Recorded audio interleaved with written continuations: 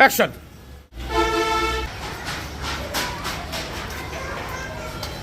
আজকে বাসায় একদমই গ্যাস নাই, আবার আসছে মেহমান আমার ননদ আর ননদের জন্য। ছাদের উপর একটা এক্সট্রা চুলা আছে আমাদের এখানে। এখন আমি মাটনগুলো রান্না করবো।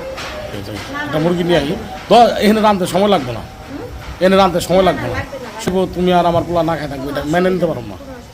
আজকে রান্না করতেছি একদম আমার মার স্টাইলে। আমার মা এইভাবে মাংস সুন্দর করে সব মশলা টশলা দিয়ে মাখিয়ে তারপর শুধু বসিয়ে দেয়।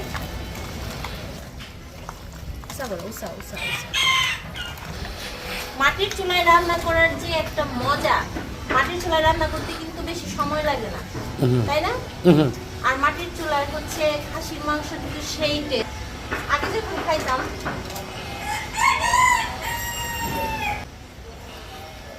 আমি শুধু প্রেসার কুকারে রান্না করবো, কারণ প্রেসার কুকারে রান্না করতে টাইম লাগবে মাত্র সর্বোচ্চ 30 মিনিট। আমাদের ছোট মানে চুলার মুখটা বেশি বড়, এই জন্য একটু সমস্যা হচ্ছে। বসবে না মনে হয়, বসবে। কুকারটা এখানে বসতেছে না। হ্যাঁ, এই জন্য এই রডটা আমি ছোট রড যদিও বা নাই, এই জন্য বড়টাই দিলাম। এখন দেখি এটা বসে কিনা। মোটামুটি চলবে না, সবাই কাজ চালাবো। এখন মাংসগুলো দিয়ে দিব।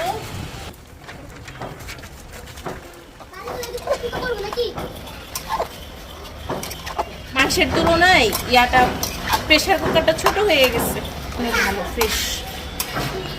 মাংসের তুলনায় প্রেসার কুকারটা মশলাটা কষানো পর্যন্ত আমরা এভাবেই খোলা রাখবো।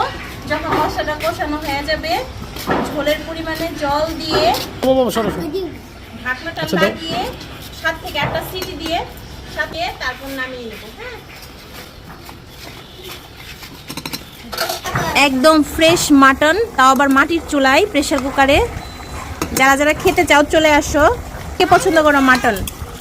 মাটন লাভাররা কমেন্ট। নিচে গ্যাস নাই একটু। ডালি তো হইতেছে না, মাংস তো মাংস কষানো শেষ। এখন আমরা তেল বের হয়ে আসে, তখন বুঝতে হবে এটা কষানো হয়ে গেছে, একদম পারফেক্ট।